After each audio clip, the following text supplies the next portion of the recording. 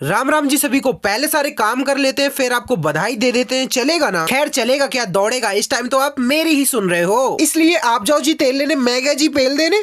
जी माफ करना, मैं चला अपनी दिन की चर्या शुरू करने। अब हमारा दिन तो दुकान से शुरू होता है, वो एक बात अलग है। नहाना धोना खाना पीना तो एक मजबूरी है, लेकिन अभी बारी है कर्तव्य पथ पर चलने की और पूर्ण श्रद्धा एवं लगन के साथ दुकान खोलने की। अब वो एक बात अलग है, दुकान खुलने का प्रोसेस मैंने आपको मात्र 20 से 30 सेकंड में दिखा दिया। यहाँ तो कद्दू फाड़ की मेहनत 2 से 3 घंटे की होती है। अब वो क्या है ना जी, वेजिटेरियन और फैमिली फ्रेंडली चैनल है, इस वजह से इन सभी शब्दों का प्रयोग करना पड़ रहा है। बाकी मैं क्या जी लाडले, भगवान जी को मात्र धूप जला के ही खुश कर देते हैं। माचिस की तीली तो होलिका दहन करने को यूं ही बदनाम है। खैर अब शांत हो जाओ, कोई भी अभद्रता पूर्वक शब्द का और आपत्तिजनक परिस्थिति का वर्णन नहीं करेगा। अब पता नहीं और कब तक ये घिट घिट कर अगरबत्ती लगानी पड़ेगी। पिछले 20 साल से तो प्रार्थना कर ही रहा हूँ। अब यही सोच रहा हूँ, ये किसने बोला था कि सब्र का फल मीठा होता है? अरे मिला मिला सब्र का फल मिला, खट्टा ही सही लेकिन मिला। आइए पधारिए ग्राहक देवता जी। खैर अब जोक सपाट साइड में सामान निकाल के तो दे रहा हूँ, लेकिन अभी तक पेमेंट नहीं हुई है। ले जी ले, दूसरे भी आकर ले गए, लेकिन इनका पेमेंट हो गया है। भूख भी लगाई है, आज मन हो रहा था ये त्रिकोण आकृति वाला दिव्य पदार्थ खाने का। ले जी ले, संध्या हो चुकी है, अब बारी आ चुकी है पूर्ण सम्मान के साथ दुकान बढ़ाने की, क्योंकि आज होने वाला है होलिका का दहन। अब सबसे बड़ा अपवाद ये सामने आता है, आधे लोग होलिका को माता मानते हैं और उसकी पूजा करते हैं, लेकिन जब कोई स्त्री किसी बालक को लेकर अग्नि में प्रवेश करती है किसी गलत भावना के साथ, तो वो माता कैसे हो सकती है और उसकी पूजा कैसे की जा सकती है? खैर अब आप एक दुकानदार हो तो एक दुकानदार का दुख समझ सकते हो। रात्रि के 1:09 हो चुके हैं, कस्बे में गंभीर माहौल बन चुका है। लोग अपने अपने घरों से गन्ने एवं गोबर के उपले बने हुए ला चुके हैं। ले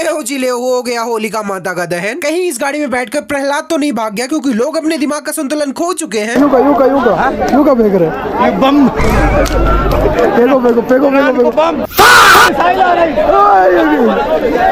अब पब्लिक के भड़क जाने से सभी ने अपना आपा खोकर गोबर के उपलों से भरपूर वार किया और इस धधकती हुई अग्नि में बैठी हुई होलिका माता के ऊपर गोबर के उपले फेंक फेंक कर इस अग्नि को एक अलग ही रूप दे दिया। लेकिन अब बारी आ गई थी मुझे अपने घर के पुरुष होने के पद की रक्षा करने की, क्योंकि जब रात्रि के 1:30 से 2 बजे हों और आपको केवल गन्ने और गोबर के उपले के साथ घर से बाहर निकाल दिया जाए तो समझ जाना चाहिए अब आपका वो पद खतरे में आ गया है जिस पद पे आप वर्षों से विराजमान है। इसलिए अपने पद की स्वयं रक्षा करते हुए गन्ने एवं गोबर के उपलों को अग्नि में भस्म कर देते हैं और होलिका माता को उठा करके बिना किसी के देखते हुए डोलची में डाल लेते हैं। लेकिन अब ये नहीं समझ में आता है, जब साल में एक बार रावण को जलाया जाता है तो होलिका माता को एक ही दिन में 2 बार क्यों जलाया जाता है? अब वो एक बात अलग है, हम ठहरे शुद्ध शाकाहारी आदमी, इस वजह से घर पे छोटी वाली होलिका माता को जलाते हैं। अब इतना सब कुछ होने में मेरा सबसे फेवरेट प्रोसेस बस इतना ही है कि होलिका माता को भोग लगाते समय जितनी भी गुजिया रखी जाती है वो गुजिया केवल वही इंसान खा सकता है जिसने पूरी श्रद्धा और सुमन के साथ उनका भोग लगाया हो। इट मींस मी। और खैर मैं तो चला मेरे हिस्से की गुजिया खाने। अगर आप में से किसी के भी घर में गुजिया बनी हो तो वो बिल्कुल भी मत खाना, मुझे भेज देना। और आप बैठे बैठे मुझे खाते हुए देखते हुए बस ललचाते